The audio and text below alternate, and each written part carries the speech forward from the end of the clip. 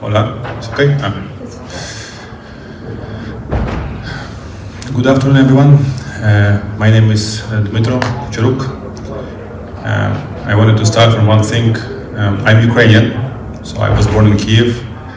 And if you don't mind, I would like to ask for a moment of silence for those who died in the last 26 days of our war.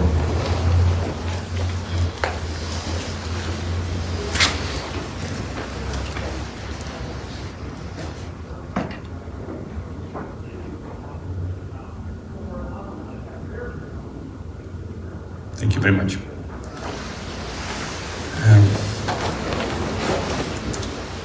So today I will be speaking about mobile airfield lighting systems,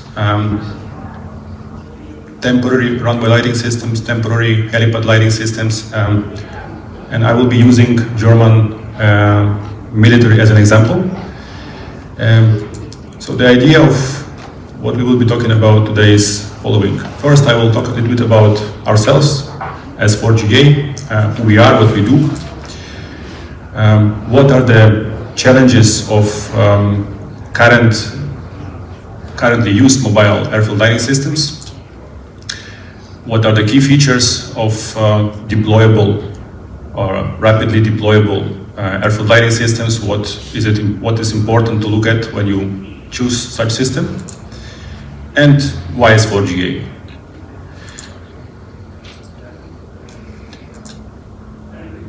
So about us, we are based in Poland. The factory that is producing equipment is close to Warsaw, 100 kilometers from Warsaw. We design, we manufacture, we supply airfield lighting systems for civilian and for military airports and helipads. Also, we are state-owned enterprise, and all equipment that we produce is compliant, of course, with civilian aviation regulations and with NATO STANAG requirements for deployable airfield lighting. We do have installations in 50 countries in more than 125 different places, and our pride is that we offer 7 years warranty, and we also provide spare parts availability guarantee for 15 years.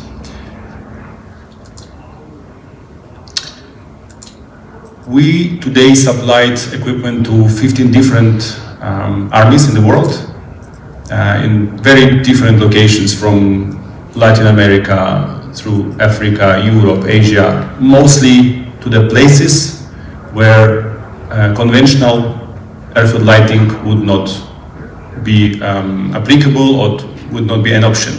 For example, islands, deserts, different remote airfields, helipads, so on and so forth.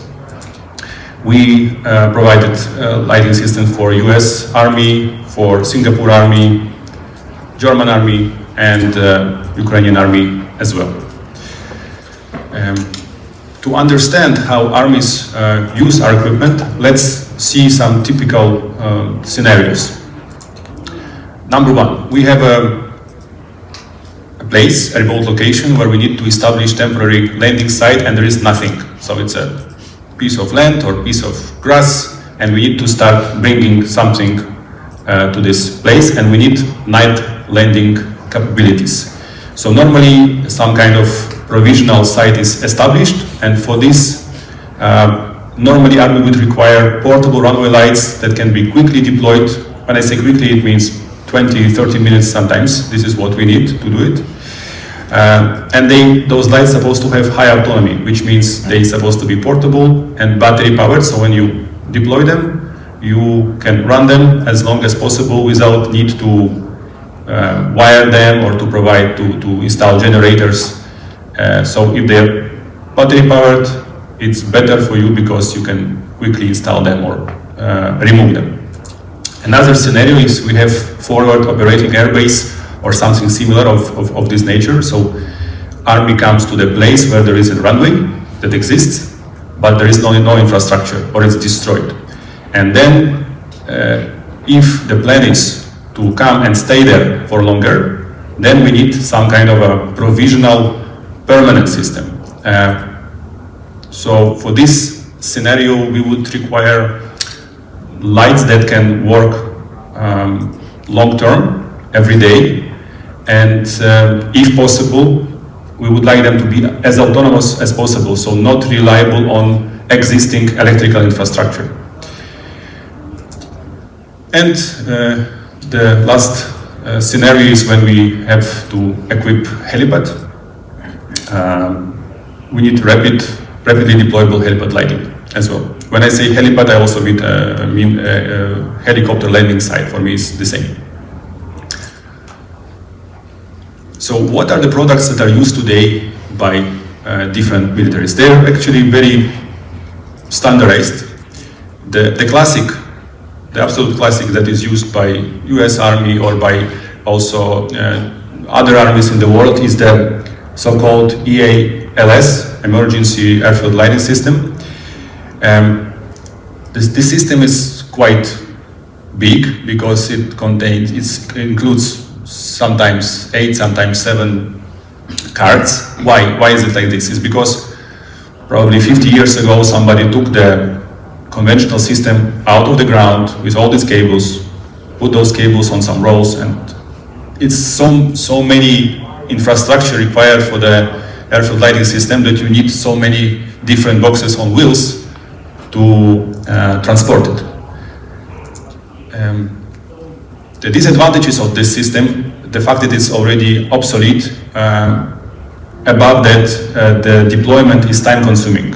It's also non-intuitive because you have high voltage. It's also it can be very dangerous for people who are new to the system, and so they can be actually killed by the high voltage in those cables. And maintenance of such systems sometimes takes more time to maintain it than to use it. For example, you need to use it during the exercise for 2 days, but you need to maintain it for 2 weeks to make sure it's going to work. And again, when you install it, you never know what is going to hit you because there is so many connections, there is so many elements. That's why this system it was okay 50 years ago due to limited technology. Today, it's quite hectic to use. Another example of the system that is used is the battery-powered halogen lights.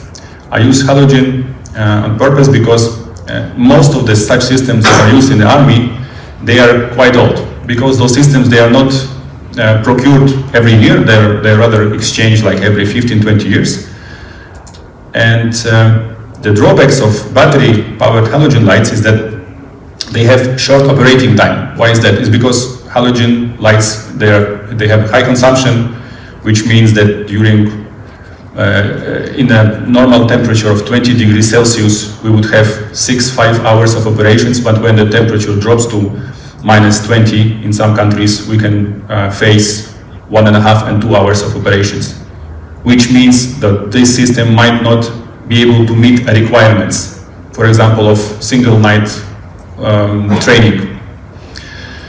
And of course, those halogen systems, they are quite low in its light output, which means that usage of such system during low visibility condition is also limited. So they cannot provide required light output for the pilots to see it during a foggy weather. So what do we offer instead as an S4GA? We do offer portable airfield lights with the highest brightness on the market. So it's called high intensity runway lights. The brightness that we achieve is the same as the brightness of a conventional light in the biggest airports in the world.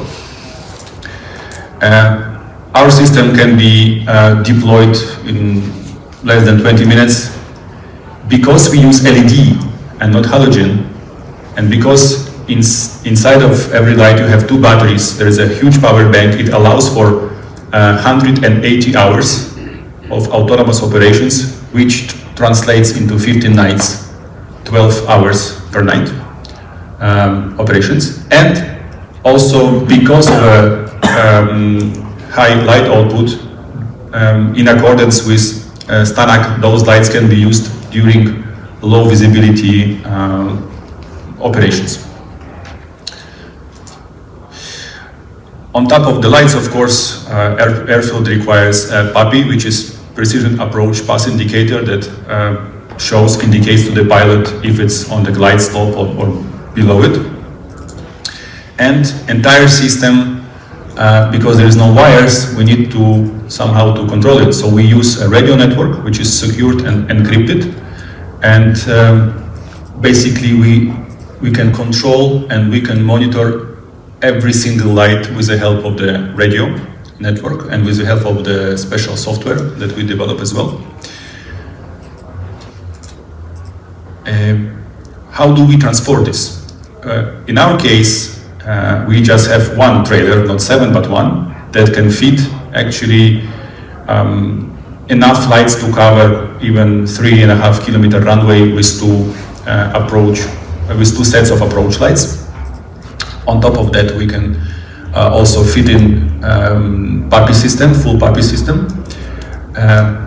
Maybe like this, yeah. So we do have mobile lights that are in this trailer. We can fit in mounting pad. Mounting pad is something, it's a heavy piece of rubber that you can connect light to, and it used to just stabilize light against potential jet blast. Because normally when we use those lights as a mobile, we don't want to fix them to the ground. We don't have sometimes time, so we need some kind of a heavy platform. Mobile PAPI is this. So typical PAPI consists of 4 units. And in order to power PAPI, we need some kind of, because PAPI is installed very far away from the control center, it's installed near the threshold of the runway. So we need a power supply, and we provide a power bank that is responsible for providing PAPI with the energy. And here you can see these shelves. They are retractable, like here in this example. And inside of those shelves you have platforms. And those platforms, when you put in the light is already connected to the electricity, so it's being charged as well. So when the lights are in the trailer and trailer is connected to electricity, either 230 volt or 110 volt or provided by generator, lights are being charged. So you need around 14 hours to fully charge the lights, and then you have 180 hours of operations. What really makes us very strong is the software, is the monitoring part of the system. Here you can see at the front of the trailer we have a control box and we have a monitoring box. We provide users with special military pads where we install the software that allows to control and monitor lights in real time. We can monitor up to 17 parameters of each light, which normally is not used. But when you need to do maintenance, then you need to have more details about what's happening to your light. And this is how the control panel looks like. So we have a runway layout. Of course, it can be any layout that is required by the customer. And we can group the lights according to, operational requirements. So we can activate, for example, PAPIs on that end or that end, and we can activate runway lights or taxiway lights in groups and change intensities as well. And here is the control part and the monitoring part. And this is an example of parameters of each of a single light that we collect. And for example, you can see that we monitor if light is online, means if there is a connection, radio connection between the controller and the light. Also, the software calculates, when you activate the light, it calculates how many hours left until the light will deactivate. So controller knows exactly what the system is capable of, and so there is no surprise. And also the system calculates days to replace battery, because batteries with the time they needs to be exchanged. So this is a very useful information in terms of maintenance. And for example, data collection for 170 lights, imagine installed on the 4 kilometers sometimes runway, including approach, it takes less than 2 minutes. So every 2 minutes, we collect data from all these lights, data points, and we present them in a way that allows controllers to react, to know what they have in terms of how long it's going to work, and for the technical team, they can understand, okay, if something happens, then what happens exactly.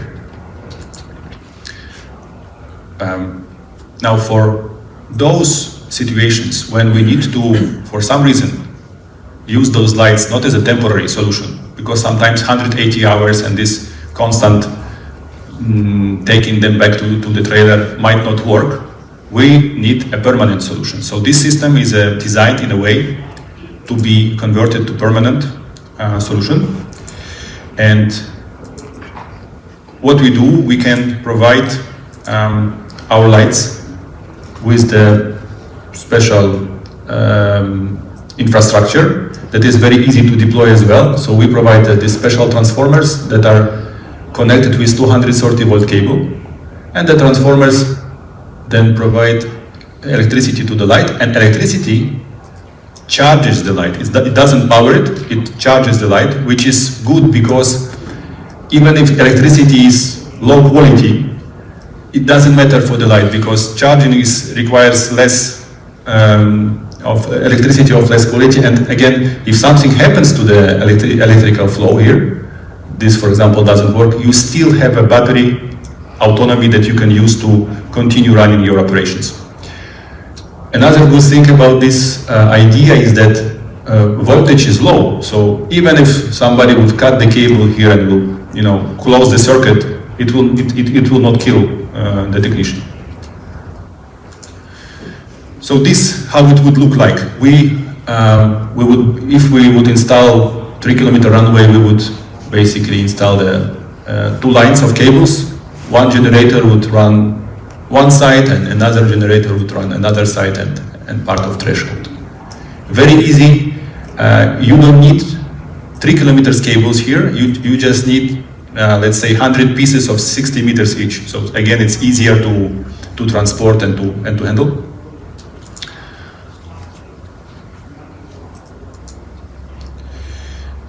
What are the available storage options for those lights? As you saw at the previous picture, trailer is the most basic one, but some armies say, look, for us trailer, it's not what we want because we are used to transport our equipment in a container or in some other way. We as S4GA, we customize. So this trailer is not a standard product. We are going to, first we need to determine what exactly is needed. If customer needs 100 lights or 200 lights. If they need 2 power banks or 4 power banks. Depending on that, we will then design a storage or the transportation, mean of transportation. For example, for one of the customers, we have designed a platform that was then installed on the cargo vehicle of their choice. They, like I think in Azerbaijan, they have an Iveco. So they use Iveco, nothing else. And we said, no problem, we're gonna design for you this, let's say, a container that was shipped to them and they installed it on the vehicle itself. So for us, it doesn't matter as long how to pack it. We always consider what customer requires. Or another example, we just take a typical military container and we can do inside of it not only a storage place, we can also do a kind of a control room, like with a monitor where we can put our monitoring system. On top of the container we can install antennas, so when this is installed on the airfield, when this can become a control room for the lights. Few photos from Germany. This is This is example of the system that German Air Force is using. So they have 170 lights with puppies with the power banks. This is the photos we did during one of the trainings of the user. This is, by the way, what we do, and that's, I think, why they value us, Germans and other customers in Europe, is that when we not only supply equipment, we come and train, and then we come and we retrain. Because this equipment also looks very simple. You know, you have battery light, you have a trailer, what is it to talk about? But it's a system. All this, sometimes for new people it can be complicated. So we offer trainings in our facility in Poland, or we offer trainings on site. This is how the light installed on the rubber pad looks like. This, for example, is a taxiway light. This is a picture of lights. You can see the small white dots here. I'm not sure if you can see, but those lights are now activated in NVG mode. So they have also built-in infrared LEDs that you can see with Noctivision goggles. Yeah, this is an approach lights installed at the beginning of the runway, threshold lights over there. And this is how the puppy and the power bank looks like. So we have 4 puppy, and we use 1 power bank to power 2 puppy units at the same time. Of course, again, you can see here there is like a small antenna, which means that every piece of equipment is controllable via radio network. So it's not that you just only power it, we can also control it, including intensity level. Again, example of taxiway lights installed on the taxiway. Now you're going to see a short video so you can realize how remote control works. Because some customers, they do have a concern if the radio is effective mean of control. Does it have a delays? You know, will all lights activate at the same time? Now, it's hard to imagine, but this is more or less 3 kilometers from this point to this point. Now lights are on, they will be off. So I will repeat again. So lights on, lights off instantly. This is radio control. There is no wires in between those lights. So this is how effective and efficient radio control is. Maybe some of you might have a question such as, what is the range of radio control? So in this case, the controlling vehicle was here, and to this point, the range is probably like 2.5 kilometers or something like this. But the range of radio control is 1.5 kilometers. So how is it possible that the lights on the full runway are controlled? Well, the thing is that we use mesh network, which means that as long as the signal is provided to the nearest lights, all other lights will retransmit it from light to light till the very end, and the retransmission time is almost instant. You can see it with a camera, but you cannot, I mean, it's not operationally significant this time.